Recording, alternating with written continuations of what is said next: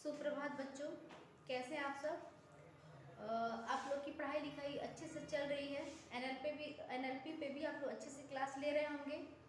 कभी कभी नेटवर्क का इशू हो जा रहा है, इस वजह से हम लोग वीडियो भी बना के आप लोगों के लिए रख रहे हैं, ताकि कभी एनएलपी पे अगर क्लास ना हो तो आप लोगों को वीडियो भेज दिया जाए। तो आप लोगों को इसके पहले सुदामा चरित्र पढ़ा दिया गया था, तो आज आप लोग को लेसन 13 पढ़ना है, जहाँ पहिया है। इसके लेखक है पी साईनाथ जी। तो ये महिलाओं के बारे में लिखा गया है कि शुरू से ही महिलाओं को हमेशा पिछड़ेपन की दृष्टि से देखा गया है। भले ही आज ज़माना बदल गया है और आज महिलाओं को सबसे आगे रखा गया है, सबसे आगे रखा जा रहा है, हर मामलों में आगे रखा जा रहा है, लेकिन पहले ऐसा नहीं था। पहले हमेशा महिलाओं को पीछे ही रखा जाता था और पुरुषों को हमेशा आगे सम्मान दिया जाता था। तो उसी समय की घटनाओं को लेके ये कहानी लिखी गई है। कहानी नहीं है, एक प्रकार का ये निबंध है जो लिखा गया है। तो यहाँ पे कहते हैं कि ये कह रहे हैं कि बच्चों, अगर यदि आपको कोई बात अगर अच्छी नहीं लगती है तो आप अपना विरोध कैसे करते हैं। तो तमिलनाडु के पुडुकोट्टई जिले में महिलाओं ने पिछड़ेपन का विरोध करने के लिए एक रास्ता चुना। उन्होंने विरोध करने का एक नया तरीका सीखा। उन्होंने सोचा, उन्होंने साइकिल चलाना सीखा और अपने जीवन को नई दिशा और एक नई गति दी। तो आइए उसी पाठ के बारे में हम जानते हैं, जैसा कि इस पाठ का नाम भी है, जहाँ पहिया है। तो लेखक ने तमिलनाडु राज्य के सबसे अधिक पिछड़े जिलों में गिने जाने वाले पुडुकोट्टई की महिलाओं के बारे में बताया है। उन्होंने कहा है कि जहाँ चाह है वहाँ राह है। इस कहावत को वहाँ पे चरितार्थ किया गया है, वो वहाँ पे बहुत सटीक बैठता भी है। तो उन्होंने वहाँ की महिलाओं ने साइकिल चलाना सीखना एक आंदोलन के रूप में शुरू किया। उन्होंने अपनी व्यस्त दिनचर्या से समय निकाल के साइकिल चलाना सीखा, और इसलिए भी सीखा क्योंकि वहाँ की महिलाओं को बहुत ही हीन दृष्टि से देखा जाता था और महिलाओं को हर मामलों में पीछे रखा जाता था। तो वहाँ की महिलाओं ने सोचा कि अगर हम तो किसी भी तरीके से विरोध कर नहीं पाएंगे, तो क्यों ना विरोध करने का एक नया तरीका निकाला जाए।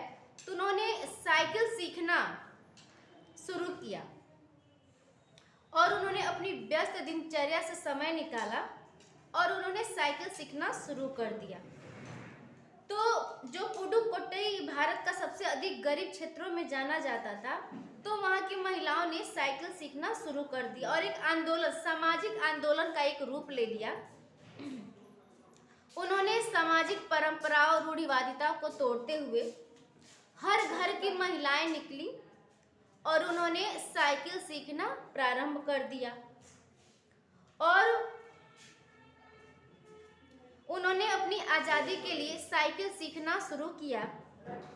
इनमें से अधिकतर महिलाएं या तो पढ़ी लिखी नहीं थी या वो उन्होंने धीरे धीरे पढ़ना लिखना शुरू किया था। अगर 10 साल से कम उम्र की लड़कियों की बात की जाए तो लगभग 1/4 यानी पूरे गांव की महिलाओं ने साइकिल चलाना सीख लिया था। यहाँ तक कि कई महिलाओं ने प्रतियोगिता में भी भाग लिया। वहाँ साइकिल चलाना सिखाने के लिए कई सारे प्रशिक्षण केंद्र भी खोले गए। यानी कि उस राज्य की महिलाओं ने क्या किया, लेखक का केवल यही कहने का तात्पर्य है कि वहाँ की महिलाओं ने जो भी सामाजिक रूढ़िवादिता थी उसको तोड़ने का सबसे अच्छा तरीका ये निकाला कि वो घर से बाहर निकली, अपनी व्यस्त दिनचर्या से बाहर निकली, उन्होंने साइकिल चलाना सीखा। उनमें से कुछ महिलाएं या तो बिल्कुल भी पढ़ी लिखी नहीं थी और कुछ पढ़ी लिखी थी, उन्होंने भी साइकिल चलाना सीखा। और वहाँ जो 7 से 12 साल की लड़कियां थी, उन्होंने भी साइकिल चलाना सीख लिया और कुछ लोगों ने प्रतियोगिता में भाग लिया, जीती भी, और वहां की महिलाओं ने प्रशिक्षण केंद्र भी खोल लिया और अन्य महिलाओं को भी वो साइकिल चलाना सिखाने लगी। तो लेखक ये कहना चाह रहे हैं, आप लोग बुक में पढ़ भी लीजिएगा। लेखक केवल यही कहना चाह रहे हैं कि साइकिल को उन्होंने आज़ादी का प्रतीक माना और लेखक ने बताया कि वहाँ की महिलाएं साइकिल चलाने को हवाई जहाज उड़ाने के समान मानती थी और वे सोचती थी कि पुरुष चाहे जैसा वे सोचे, वे महिलाओं की बराबरी नहीं कर सकते। ठीक है, यही है, आप लोग बुक में पढ़ भी लीजिएगा। मैंने बहुत सारांश को लेके मैंने आपको समझाया है। ठीक है, आगे आप लोग बुक में पढ़ लीजिएगा। ये चैप्टर भी आपका समाप्त हुआ। ठीक है, और आगे आपका जो भी चैप्टर है कुछ मैंने यहाँ पे लिखा भी है शब्दों का, जैसे अजीब सी, आश्चर्यजनक, नवसाक्षर मतलब नई पढ़ी लिखी, विरोध मतलब रोकना, अभिव्यक्ति मतलब अपनी भावनाओं को प्रकट करना, हफ्तिया कसला मतलब मजाक करना, इधर है हक्का बक्का मतलब हैरान कर देना, सतर्कता मतलब होता है सावधानी, और जंजीर मतलब होता है कड़ी, और बाधा मतलब होता है रुकावटें। ठीक है, आप लोग बुक में पढ़ भी लीजिएगा और इसका क्वेश्चन आंसर भी कर लीजिएगा। ठीक है, और आप लोग को मैसेज भी गया होगा कि आप लोग को क्वेश्चन आंसर करके आप लोग को ये वीडियो कॉपी भेजना भी है। ठीक है, आज के लिए केवल इतना ही है। Nice day, bye bye.